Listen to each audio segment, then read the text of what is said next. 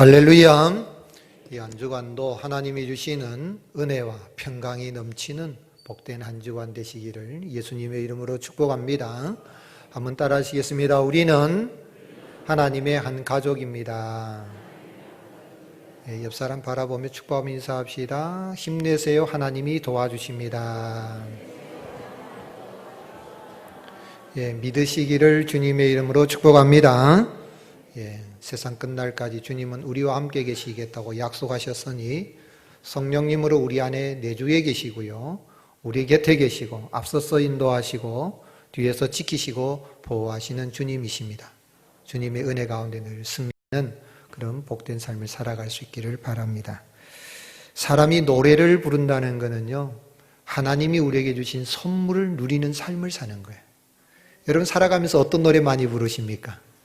코로나 때문에 우리 한국 사람들이 미스터 트롯에서 요즘은 트롯을 많이 부른다 그래요. 트롯 한 곡 정도는 안 보고 불러야 아마 이 K-팝 시대에 한국 사람 노래 좋아한다 그러는데 인정받지 않나 싶은데, 아무튼 노래를 부른다는 것은 그냥 하나님이 우리 인간에게 주신 선물을 받아 누리는 삶을 사는 거예요. 노래를 부르면 즐겁잖아요. 힘들고 어려울 때 힘이 나고 위로가 되기도 하고요. 미국의 UC 버클리 대학에서 2,300명의 미국 사람과 이 중국 사람들을 대상으로 음악의 장르들을, 여러 장르들을 들려주면서 그 나타나는 감정들, 반응을 이렇게 조사를 했습니다. 과학자들이 이렇게 분석을 했는데요, 13가지의 감정이 나온다는 거예요.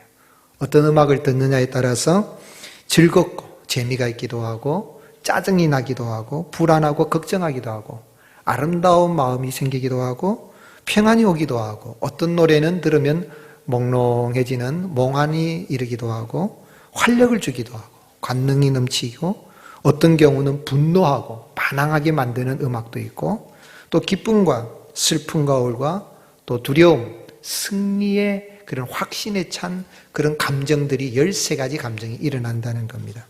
그래서 노래에 그런 여러 가지 장르들이 있잖아요. 그런 노래들을, 어떤 노래를 듣느냐 참 중요하죠.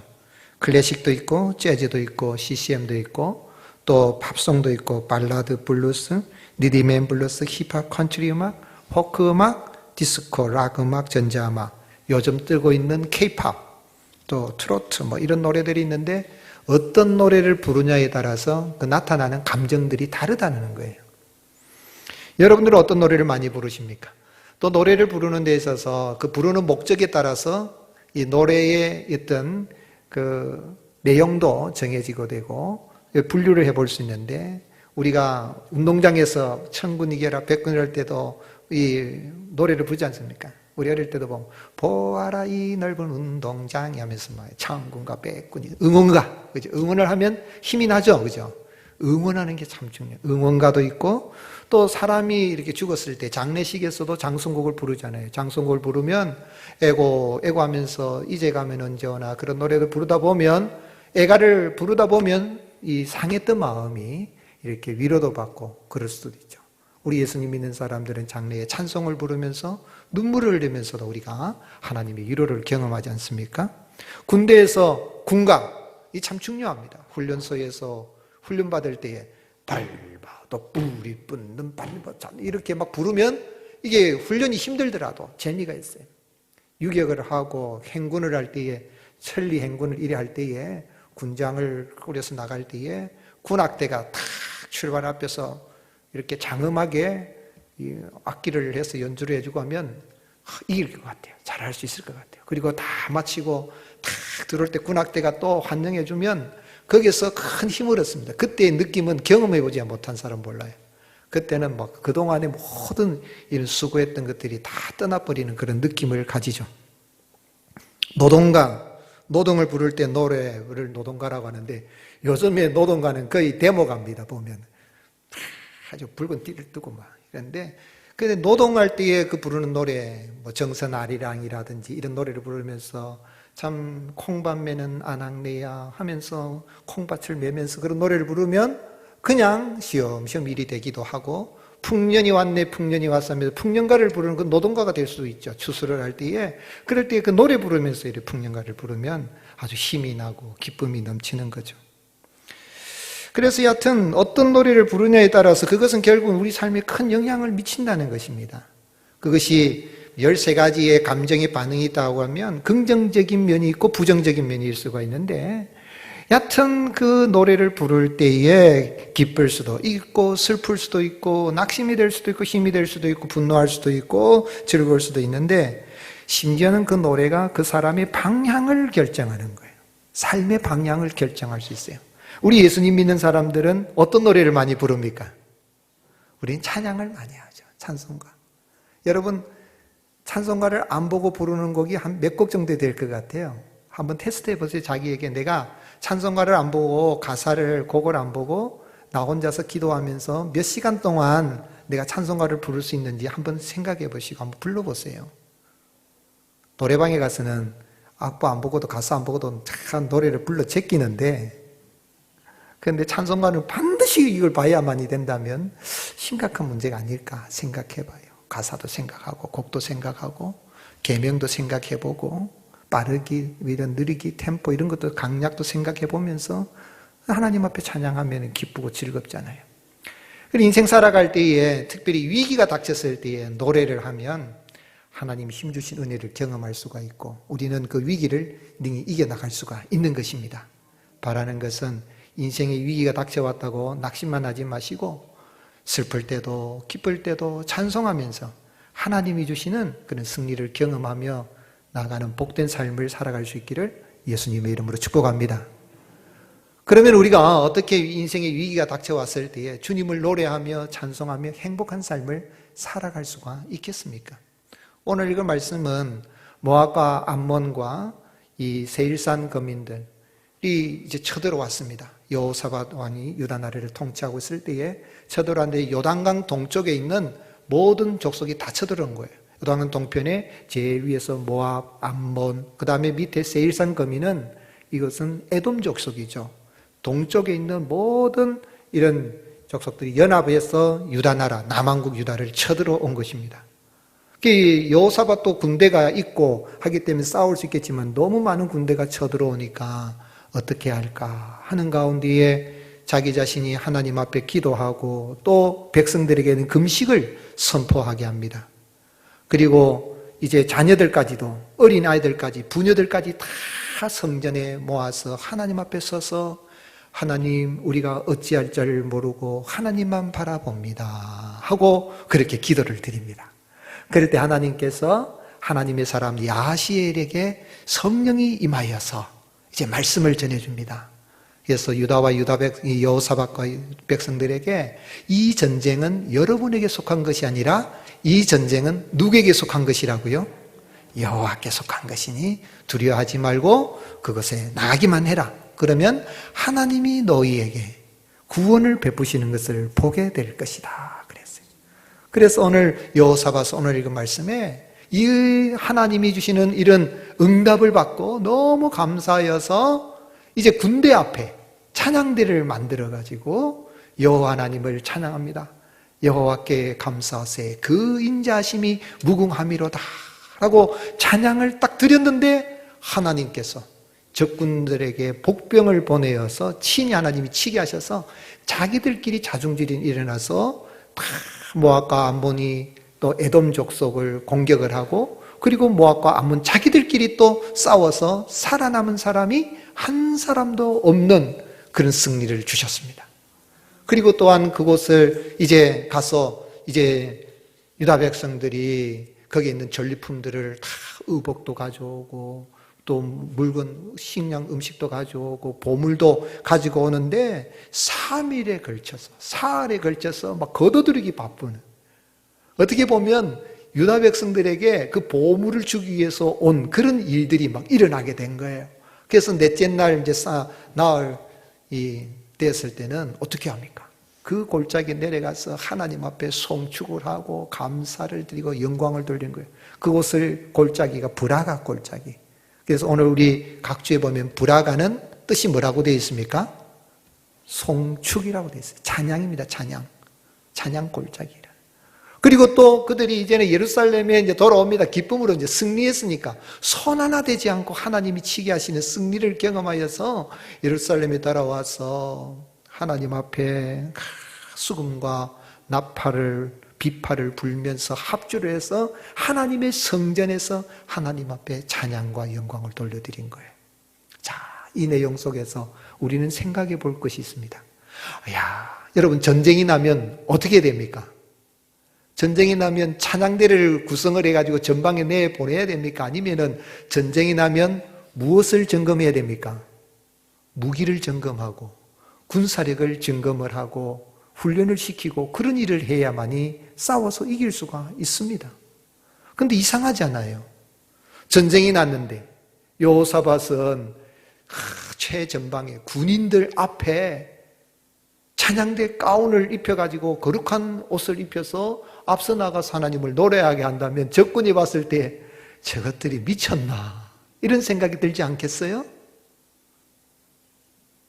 그리고 하나님이 또 그렇게 그럴지라도 적은 그렇게 생각할지라도 그렇게 노래할 때에 찬송할 때 하나님이 승리를 주셨으니 오늘날도 마찬가지로 남북에 전쟁이 일어나거나 중국하고 전쟁을 하든 일본하고 전쟁을 할 때도 오늘날은 이 핵 전쟁 시대에 살아가고 있는데 이런 시대도 우리가 그 다 무시하고 GOP 이 휴전선 라인에 다 군인들 앞서서 찬양대 만들어가지고 나가면 승리한다는 것을 보여주는, 그러므로 성가대를 만들어서 최전방에 내보내라는 그런 의미에서 이 성경이 기록이 되었을까요?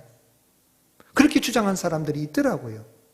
목사님, 우리가 더 중요한 거 저 전방 GOP에 그냥 이 찬양대 예복 가운 입혀가지고 내보내고 그러면 승리할 수 있잖아요. 성경에 있잖아요. 성경대로 합시다 하는 게 과연 성경대로 하는 것일까요?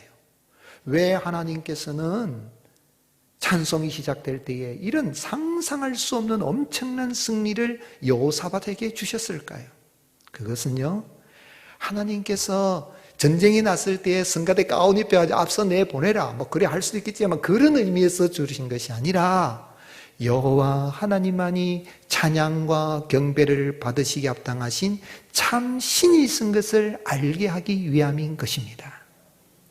이 세상에 있는 신들 가운데는, 모든 신 가운데는 참 신이 없습니다. 여호와 하나님만이 신이신 거죠. 그래서 어떻게 노래합니까? 여호사밧이 21절에 백성과 더불어 의논하고 노래하는 자들을 택하여 거룩한 예복을 입히고 군대 앞에 행진하며 여호와를 찬송하여 이기를. 다 같이 읽겠습니다. 여호와께 감사하세 그의 인자심이 영원하도다 하게 하였더니. 여호와께 감사하세 그의 무엇이요? 인자심이 영원하도다. 시편 136편을 노래한 거예요. 시편 136편의 26절에 이 구절이 반복이 됩니다.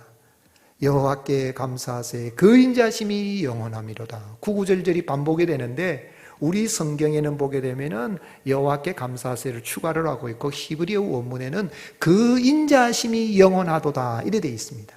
그 인자심이 영원하도다 9구절절이 나오는데 하나님께 감사 찬송을 드리는데 여호와 하나님의 인자하심, 하나님의 긍휼하심, 그 하나님만이 참 하나님이신 것을 알고 여호사밧과 유다 백성들이 하나님의 영광을 높여드리면서 찬양과 경배를 할 때에 하나님 영광 받으시고 은혜를 베풀어 주신 것이에요. 여기 인자하심이라는 단어를 히브리어로 한번 따라 하시겠어요? 헤세드. 중요한 단어입니다. 헤세드. 신약에 하나님의 사랑을 가리킬 때에 하나님의 사랑을 무엇이라고 하죠? 헬라어로? 아가페라 그러잖아요. 들어보셨죠? 예. 번역을 한다면 헬라어로는 아가페로 번역할 수도 있는 단어예요. 하나님의 무한하신 그 사랑 헤세드. 구약의 이 헤세드라는 이것, 하나님의 인자하심, 하나님의 그 무한하신 그 사랑, 그 살아계신 하나님, 그 하나님이 야시엘을 통하여서 우리에게 이 전쟁은 너에게 속한 것이 아니라 여호와께 속한 것이니 너희는 가만히 있어서 하나님의 구원하심을 보기만 하고 거기에 있는 전리품 보물 가져오기만 하면 된다. 내가 그런 승리를 주리라. 그 하나님, 살아계신 하나님이 여호와 하나님만이 참 신이라는 걸 증거하기 위해서 학사 에스라를 통하여서 역대상하를 기록하게 한 거예요. 사랑하는 성도 여러분, 오늘 우리가 이 땅에 살아갈 때에 참 인생 살아가면서 우리에게 닥치는 많은 위기 있지만 여호사밧이 그런 위기 가운데도 하나님이 주시는 이 말씀의 승리와 확신을 가지고 홀로 찬양과 경배와 영광을 받으시기 합당하신 참신이신 하나님을 높인 것처럼 요 하나님을 높이며 나갈 때에 우리의 가는 길 하나님이 큰 구원의 은혜를 베풀어 주시는 것입니다. 세상에 있는 신들 가운데는 어떤 신도 신은 신이 아니에요. 인간이 만들어낸 신이에요. 심지어는 알라는 위대하다는 알라도 신이 아닙니다. 그거는 이 마호메트가 이 아랍사에서 전통적으로 내려오는 여러 신들 가운데 하나를 통일해가지고 알라 해가지고 엘이라는 그 신이라는 거기에 여성전 미사 아를 붙여가지고 알라라 호칭하고 통일을 시켜가지고 그래서 알라라 했지 그건 스스로 있는 신이 아니거든요. 로마교회에서도 로만 캐톨릭에서 성부, 성자, 성령까지만 우리가 같은 신앙 고백하면 우리가 분리될 리가 없죠. 우리가 이 종교계에 갈 필요가 없죠. 그런데 여신 사상이 들어와서 마리아를 신격화시키는 여신 사상이 숨어 있잖아요. 그렇기 때문에 마리아는 신이 아니에요.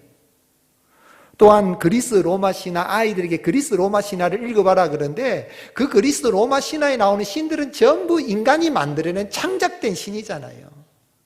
그런 책 읽을 이유가 없어요. 그냥 상식적으로 알 따름이지 그건 인간이 만드는 신이지 신이 아니란 말이에요.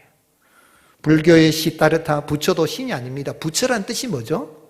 깨닫는 자란 뜻이에요. 그냥 생로병사 인간에 태어나서 늙어서 병들어 죽는 그게 인생이다 하는 걸 깨달은 자라는 의미에서 부처지 신은 아닌 거예요. 불교는 무신론입니다. 유신 사상이 없죠. 불신자들은 사람이 죽으면 뭐가 된다 그래요? 사람 죽으면 뭐가 된다 그래요? 귀신 된다 그러잖아요. 근데 여러분 사람이 죽으면 귀신 됩니까? 아니에요. 사람이 죽어서 귀신 되는 게 아니라 귀신은 타락한 천사, 영광의 천사가 타락했을 때에 하늘 천사 3분의 1이 그 쫄개들이 천사들이 추종에 따라 나와서 여러 가지 변형으로 나타난 게 귀신이지 사람이 죽으면 지옥에 가든지 천국에 가든지 둘로 나눠지는 것이지 죽은 사람이 산 사람에게 아무 영향을 못 미치고 제사 와서 제밥도 먹지도 못해요. 그런데 조상신으로 하는 건데 그 신 아닙니다. 즉 말하자면 여호와 나는 스스로 있는 자니라 I am that I am 나 외에는 찬양과 영광과 받을 신이 없느니라 하는 것을 여호사밧에게 이야기했고 여호사밧은 그걸 알았기 때문에 하나님이 저들을 물리치시고 승리를 주실 것을 알고 그 하나님 앞에 찬양과 영광을 올려드릴 때에 하나님이 승리를 주신 것입니다. 그래서 22절에 그 노래와 찬송이 시작될 때 여호와께서 복병을 두어 유다를 치러 온 암몬 자손과 모압과 세일산 주민들을 치게 하심으로 하나님이 복병을 두셨고 이 복병이 어떤 신학자들은 천사다 아니다 그런데 그렇게 싸울 이유 없어요. 천사가 개입해서 역사하셔가지고 그 마음을 감동시키게 하실 수 있잖아요. 그리고 또한 세일산 거민들을 공격을 하는데 모압과 암몬은 룻의 후손이고 그 롯의 후손이고 에돔은 에서의 후손이잖아요. 그 후손이 종족이 다르니까 모압과 암몬이 먼저 이 숨어 있는 이 세일산 에돔 족속을 공격을 하고 그 다음에 자기들끼리 다시 모압과 암몬이 서로 치게 해서 자중지진이 일어나도록 하나님이 역사하신 거죠.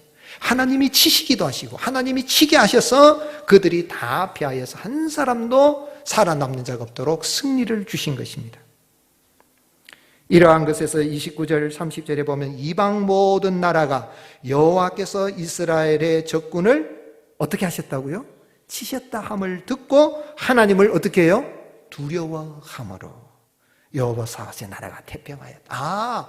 야훼 하나님 여호와 하나님 외에는 찬양과 경배를 받으시기 합당한 참신이 없구나 하는 걸 이방 모든 나라들에게 보여주기 위해서 이런 승리를 주신 것입니다.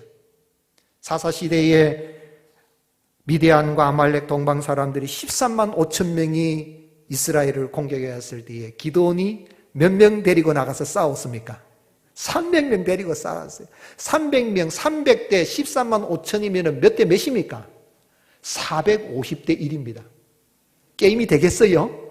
일당 100이라 그래도 한 사람이 100명을 쳐서 죽이려고 그래도 그거 힘든 일이잖아요. 그거 가능하겠어요? 그것도 힘든데 일당 450으로 싸워야 되는 그런 상황인데 하나님이 기드온에게 기드온아 나가라. 나갈 때 횃불을 들고 나팔을 들고 항아리를 들고 나가라. 나가서 뭐라고 외치라고 합니까? 따라합시다. 여호와를 위하라. 기드온을 위하라.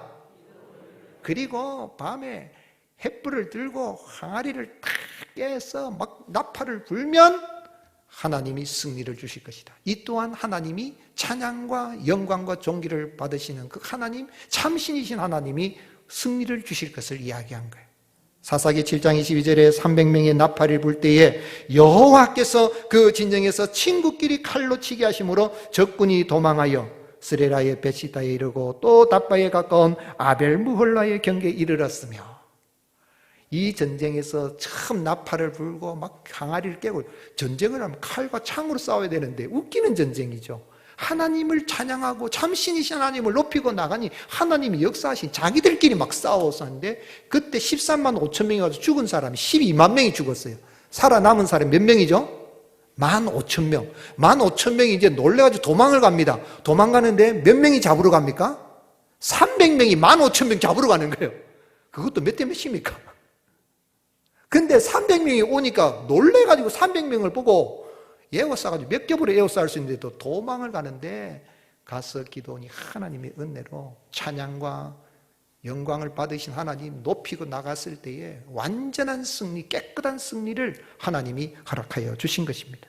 그것은 뭐냐면 우리 하나님께서 찬양과 영광을 받으시기에 합당하신 살아계신 참신이신 것을 증거하여 주시고, 하나님은 직접적으로 우리의 삶 속에 개입하셔서 하나님 여호와 하나님 되심을 보여주시는 것입니다. 그러기에 시인은 뭐라고 노래했습니까? 시편 24편 4절에 영광의 왕이 누구시냐? 강하고 능한 여호와요? 전쟁에 능한 여호와라. 어떤 사람들은 야훼 하나님은 전쟁 싸움은 되게 좋아하는가 보다 생각해요. 그런 이야기가 아니에요. 싸움은 언제부터 시작됐습니까? 인간이 싸우고 전쟁한 건 타락하기 전에는 없었어요. 타락한 이후에 싸움이 왔습니다. 인간의 죄로 말미암아 왔습니다. 그래서 전쟁은 윤리학에서, 기독교 윤리학에서 필요악이라고 하는데, 이 필요악인 전쟁을 통하여서 사람의 그 완악함을 통하여서 하나님이 그것을 허용하시고 하나님의 주권 속에서 사용하셔서 심판의 도구로 쓰시는데, 싸움의 승리는 오직 여호와 하나님께, 주권은 여호와 하나님께 있다는 걸 말씀하시는 의미에서 여호와 하나님은 전쟁에 능한 여호와다, 그래 말씀하신 거예요. 그 하나님 승리를 주시고 하나님 참신이신 여호와께 찬양과 경배를 올려드리는 자에게 승리를 주신 하나님이 사람이 되셔서 이 땅에 오셨습니다. 우리에게 승리를 주시고 우리를 구원하시기 이 땅에 오셨는데, 그분이 누구시라고요? 그분이 우리 구주 예수 그리스도이십니다. 예수님 33년 공생에 사시고 마지막 한 주간 고난주간을 이래할 때에 죽은 자를 살리시고 가난하고 병든 자를 다 고쳐주시고 가난의 천국 복음을 전파하신 그 주님, 예루살렘에 한 주간 고난주간 입성에 들어올 때에 이러한 예수님, 그 놀라운 이 승리를 주시는 구원의 그 주님을 알게 된 무리들이 주님을 향하여서 노래합니다. 뭐라고 노래합니까? 마태복음 21장 9절에 앞에서 가고 뒤에서 따르는 무리가 소리 높여 이르되 호산나 다윗의 자손이여 찬송하리로다, 주의 이름으로 오시는 이여 가장 높은 곳에서 호산나. 할렐루야. 호산나의 뜻은 우리를 구원하소서입니다. 우리 인생에 구원하실 분은 참 신이신 여호와 하나님이신 우리 구주 예수 그리스도 외에는 없습니다. 인생이 영원히 구원받고 지옥에서 벗어나 천국에 들어갈 수 있는 길은 오직 예수 그리스도 외에는 없습니다. 그 주님 앞에 가장 높은 곳에서 호산나 우리를 구원하소서 여호사밧이 노래한 것처럼 무리들이 하나님을 향하여서 노래하고 경배와 찬송으로 영광을 돌려드린 것입니다. 그러므로 예수님 믿는 사람들의 삶의 특징이 뭐냐면요, 노래를 좋아합니다. 찬송하기를 좋아합니다. 인생 예수님 믿고 나면요, 그 입가에 찬송이 다 넘쳐요. 죽을 때도 찬송하면서 부르며 죽는다니까요. 천국에 들어간다니까요. 아멘이십니까? 예. 그래서 복음서의 시작은 보면 찬양으로, 천사들의 찬양으로, 그 다음에 사도들의 찬양으로 있는데, 특별히 누가복음은 찬송의 복음입니다. 누가복음 1장에 보게 되면 마리아가 찬송을 하는데, 생각해 보세요. 천사가 나타나서 네가 아들을 낳을 것이다, 지극히 거룩하신 자 아들을 낳으리라. 이렇게 마리아가 내가 남자도 모르는데 어떻게 애를 낳습니까? 뭐 남자를 알아야 뭐 애를 가지든지 말든지 그러죠. 그런 이야기죠. 그랬더니 이제 네가 낳을 자는 성령으로 말미암아 낳을 자라. 그 이야기를 듣고 나서 마리아가 노래할 때 뭐라고 노래합니까? 그것을 알고 엘리사벳이 와서 당신은 그 태중에 그런 귀한 하나님이 지극히 거룩하신 자의 아들을 가진 당신은 참으로 복이 있도다. 이렇게 막 노래할 때 마리아가 노래합니다. 신이 아니에요. 마리아가 뭐라고 노래합니까? 누가복음 1장 46절에 마리아가 이르되 내 영혼이 주를 찬양하며 내 마음이 내 하나님 구주를 기뻐하였음은 그의 여종의 비천함을 돌보셨음이라. 마리아는 자기가 여신이라고 고백하지 않았어요. 비천함, 나는 아무것도 아닌데 인류를 구원하시기 위해 메시아를 나를 통해서 하나님이 보내시다니, 보라 이제 우러는 만세의 나를 복이 있다 일컬이로다 하면서, 우리 하나님은 가난한 자를 높이시고 부하게 만드시고 낮은 자를 높이시는 하나님이시다 하면서 막 노래를 하는데, 한나가 불렀던 그 노래를 마리아가 노래를 부르는 거예요. 오늘 여러분, 이렇게 마리아의 찬송으로 시작된 이 누가복음의 마지막 장 마지막 절에 가면 부활하시고 사망 권세를 깨뜨리시고 부활하신 주님이 승천하신 그 주님을 경배하고 난 다음에 제자들이 돌아와서 어디로 돌아왔습니까? 성전에 돌아와서 무엇을 합니까? 누가복음 24장 52절 같이 읽겠습니다. 그들이 그에게 경배하고 큰 기쁨으로 예루살렘에 돌아가 늘 성전에서 할렐루야, 성전에서 늘 하나님을 찬송하는 거예요. 예수 믿는 사람들이, 예수님 믿는 사람들의 특징이 뭐냐면 아침에 일어나면 찬송하고 저녁에 잠잘 때도 찬송하고 일하면서도 찬송하고, 우리는 빌라드 뭡니까? 무슨 노래입니까? 뭐 트로트입니까? 뭐 무슨 노래, 뭐 케이팝이 그런 노래 부르는 사람이 아니라 주님을 찬양하고 날 구원하신 주님을 노래하는 거예요. 찬양과 경배를 받으시 합당하신 예수님의 부활, 참신이신 여호와 하나님이신 예수님의 부활의 복음을 증거하던 바울과 실라가 빌립보 감옥에 갇혀서 하루 종일 먹지도 못하고 감옥에 갇힐 때 매도 맞고 상처를 하고 쓰리고 아프고 손발은 착고에 묶여가지고 있는 가운데 있어도 낙심하지 않고, 그런 옥에 갇히고 위기 상황에서도 하나님의 복음 전하는데 이런 어려움이 있습니까? 탄식하고 원망하지 않고 오히려 무엇합니까? 사도행전 16장 25절에 한밤중에 바울과 실라가 기도하고 하나님을 찬송하며 제수들이 듣더라. 이에 갑자기 큰 지진이 나서 옥토가 움직이고 문이 곧 다 열리며 모든 사람의 매인 것이 다 벗어진지라. 찬양하고 찬양과 경배를 받으신 하나님, 참신이신 여호와 하나님, 우리 구주 예수 그리스도를 찬양하고 나갈 때에 모든 묶인 것이 열리는, 모든 결박이 풀어지는 역사가 일어나게 하신 것입니다. 예수님을 믿어서 구주로 영접하여서 구원받고 하나님의 자녀가 되고 하나님을 노래할 수 있는, 찬송할 수 있는 이런 아름다운 세워진 데는 날마다 감사 찬송하며 살아가는 저와 여러분이 되시기를 주님의 이름으로 축복합니다. 이렇게 예수님 믿고 구원받고 승리자가 된, 하나님을 예배하는 경배자 된 성도는 그럼 어떻게 살아야 됩니까? 교회는 무엇하는 곳입니까? 교회는 여호와 하나님 찬양 공동체입니다. 한번 따라합시다. 교회는 여호와 하나님 찬양 공동체입니다. 누구를 찬양한다고요? 여호와 하나님, 여호와 하나님이신 예수님을 찬양하는 거죠. 여호사밧 유다 백성들이 사흘 동안 모든 보물들을, 전리품을 가지고 넷째 날이 너무 감사해서 골짜기에 내려가서 브라가 골짜기 26절에 넷째 날에 무리가 브라가 골짜기에 모여서 거기서 여호와를 송축한지라. 그러므로 오늘까지 그곳을 브라가 골짜기라 하더라.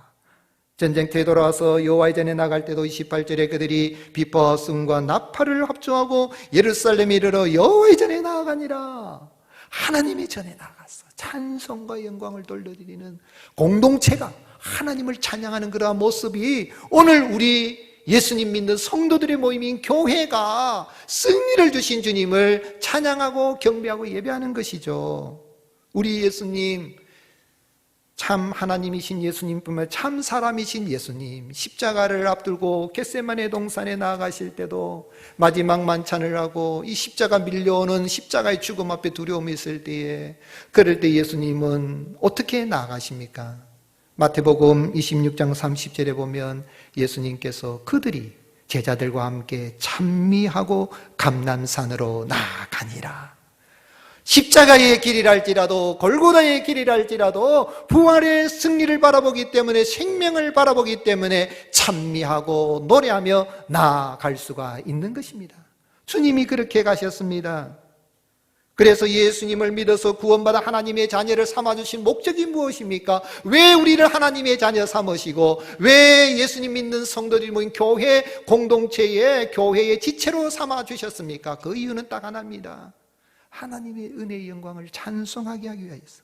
에베소서 1장 5절 6절에 그 기쁘신 뜻대로 우리를 예정하사 예수 그리스도로 말미암아 자기 아들들이 되게 하셨으니, 다 같이 읽겠습니다. 이는 그가 사랑하시는 자 안에서 우리에게 거저 주시는 바 그의 은혜의 영광을 찬송하게 하려는 것이라. 그래서 성도들이 모이면 찬양하는 거예요. 예배 시간 찬송이 많잖아요. 예배 순서에 찬송을 많이 부르더라도 아이고 뭐 그리 찬송 많이 부르노, 그런 말씀 하지 마세요. 찬송하기 위해서 모인 것입니다. 하나님을 찬송하고 하나님께 경배를 드리기 위해서 모인 거예요. 히브리서 13장 14절에 우리가 여기에는 영구한 도성이 없으므로 장차 올 것을 찾나니 그러므로 우리는 예수로 말미암아 항상 찬송의 제사를 하나님께 드리자. 이는 그 이름을 증언하는 입술의 열매니라. 내 입술에 어떤 열매가 있습니까? 그렇습니다. 찬송의 열매. 초대교회 성도들이 모여가지고 밥해 먹고 떡해 먹고 했어요. 성찬식도 했어요. 사도행전 2장 46절 날마다 마음을 같이하여 성전에 모이기를 힘쓰고 집에서 떡을 떼며 기쁨과 순전한 마음으로 음식도 먹는데, 그 다음에 뭐예요? 하나님을 찬미하며 또 온 백성에게 칭송을 받으니 주께서 구원받는 사람을 날마다 더하게 하시니라. 우리가 하나님 앞에 예배를 드리고 교제도 하지만 목적은 누구를 찬미하는 것이라고요? 여호와 하나님을 찬미하는 거예요. 그럼 하나님 영광 받으시고 교회가 부흥하게 하실 뿐만 아니라 교회를 통하여 세상 모든 만민이 복을 받게 하는 축복의 통로가 되게 하시는 것입니다. 또한 우리가 예수 믿는 사람들이 천국에 가면 영원토록 우리가 할 일이 무엇입니까? 찬송이에요. 계시록 5장 11절에 내가 또 듣고 보고 들음에 보좌와 생물들과 장로들 둘러싼 많은 천사의 음성이 있으니 그 수가 만만이요 천천이라. 큰 음성을 이르되 죽임을 당하신 어린 양은 능력과 부와 지혜와 힘과 존귀와 영광과 찬송을 받으시기 합당하도다 하면서 찬양해요. 계시록 19장 5절 같이 읽겠습니다. 보좌에서 음성이 나서 이르되 하나님의 종들 곧 그를 경외하는 너희들아, 작은 자나 큰 자나 다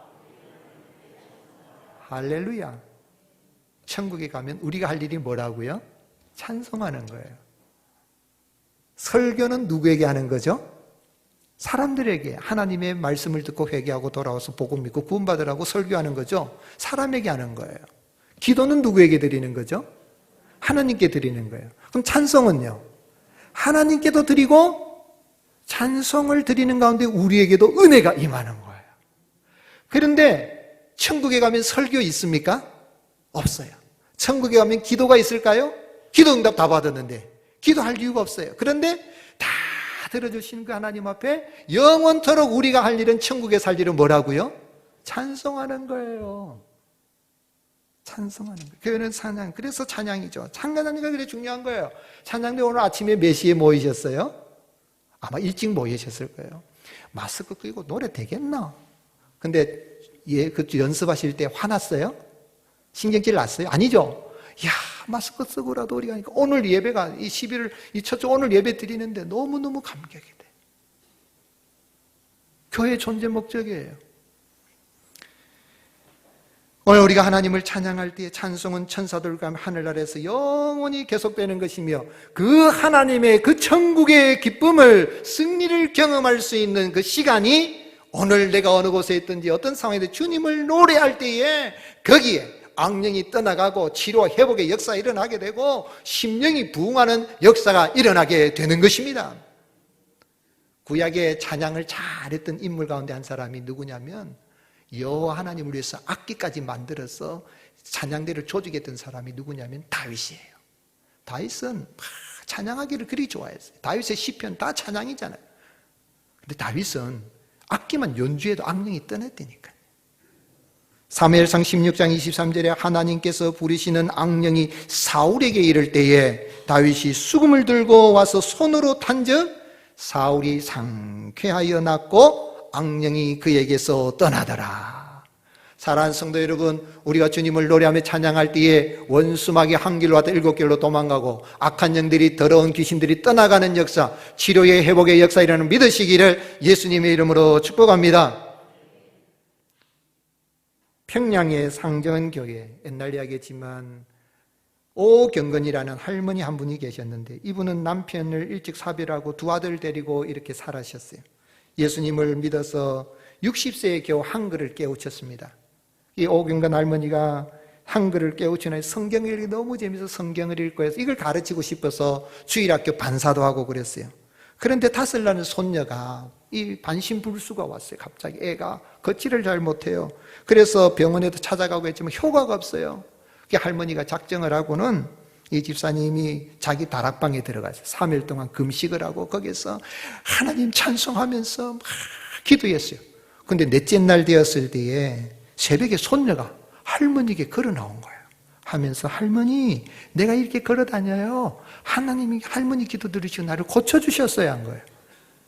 2600년, 700년 전에 여호사밧에게 임하셨던 그 하나님 찬양과 경배를 받으시 합당하시 참 신이신 여호와 하나님, 2000년 전에 사람의 몸을 입고 오셔서 34년 동안 이 땅에 오신 그 예수님, 그 33년만 그때에 계신 것이 아니라 지금도 21세기 지금도 살아계셔서 우리와 함께 계시고 우리의 기도를 들으시고 우리와 찬양과 경배하며 나갈 때에 악령이 떠나가게 하시고 치료와 회복의 은혜를 베풀어 주시는 전능하신 하나님이신 걸 믿으시기를 예수님의 이름으로 축복합니다.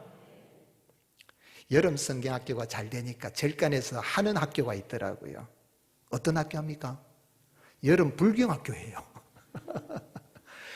이들이 우리 기독교를, 해방이 기독교가 왜 이리 부흥하나 보니까 여름 성경학교를 해서 아이들을 모으다 싶으니까 안 돼요. 여름 성경학교는 이제 우리가 올해 제대로 못했는데 여름 성경학교 잘해야 되거든요. 저 어릴 때 여름 성경학교 4박 5일 했어요. 근데 3박 4일 하더니 줄이더니 1박 2일 하더니 하루는 또 물놀이가 뿌리고 성경을 안 가르쳐. 그럼 성경학교 아니잖아요. 물놀이 학교지. 우리가 깨어 경성해야 돼요. 그런데 불교에서는 이걸 알고 불경을 얼마나 가르친지 몰라요. 산속에 애들 모아가지고 그래가지고 거기서 그리고 차 마시는 법도 가르쳐주면서 불경을 막 가르친다. 불경학교를 만든다고. 제가 하루는 차를 타고 가다가 느끼면 이렇게 라디오 채널을 하는데 주님께 귀합니다 하면서 주님 노래를 하더라고요. 이게 무슨 이게 어느 방송이지? CBS는 아닌 것 같고 알고 보니 이게 불교 방송이라. 거룩한 부처님께 귀합니다. 주님 우리를 우리의 영광을 받으소서 하면서 똑같이 우리가 찬송가를 부르니까 저들도 뭘 만든 거예요? 찬물가를 만들더라고. 이 절간의 승려들이 다 도가 트여가지고 이걸 또 분석을 한 거예요. 그만큼 노래가 힘이 있는데 찬송가 힘이 있다는 거 마귀가 카피도 하잖아요. 그런데 우리가 찬송의 능력을 과연 회복하고 있냐? 오늘 찬송을 부르면 놀라운 주님이 영광 받으시고 은혜를 베풀어 주시는 거예요. 노래 중에 노래는 살아계신 하나님, 여호와 하나님을 높여드리는 찬송가인 줄 믿으시고 찬송가를 안 보고 부를 수 있도록 많이 부르시고 고백이 되고 그 노래가 내 고백이 되고 할 수 있으면 찬송가 가사도 한번 마련해 보세요. 그래가지고 음악 잘하는 분에게 우리 황신희 집사님한테 해가지고 곡을 붙여달라 하든지, 예? 한번 만들어 보세요. 한 곡이라도. 저도 한번 만들어 보고 싶어요. 가사를 쓰고 싶어요. 히포의 주교였던 어거스틴은 뭐라고 이야기했습니까? 찬송이란 하나님을 찬양하는 노래이다. 만일 노래하고 하나님을 찬양하지 아니하면 그것은 뭐가 아니다? 찬송이 아니라는 거예요. 찬송가들 보면 하나님 노래하지 않고 넋두리 같은 노래가 많이 있어요. 요즘 보면 CCM들 보면 넋두리가 좀 많아요, 보면. 복음성 가운데도 그런 노래는 부르면 안 돼요. 뭐 미칠 것 같은 이 세상, 뭐 이런 노래는 부르면 안 돼요.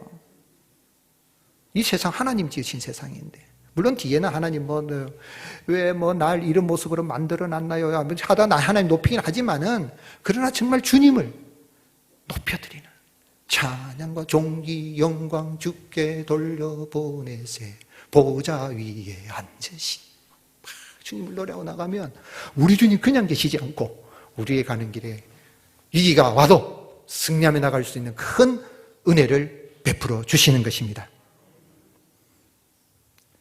여호와 하나님만이 찬양과 경배를 받으시어 합당하신 참 신이십니다. 교회는 하나님 찬양 공동체입니다. 주일날 하나님 앞에 예배드리고 가정에서 자녀들과 가족들과 함께도 같이 찬송 많이 부르시고, 그리고 또 우리 성도님들끼리 모일 때에 찬양 많이 하시고 찬송 가운데 임하시는 하나님의 큰 구원의 역사를 경험하고 참으로 승리하며 살아가는 저와 여러분이 되시기를 예수님의 이름으로 축복합니다.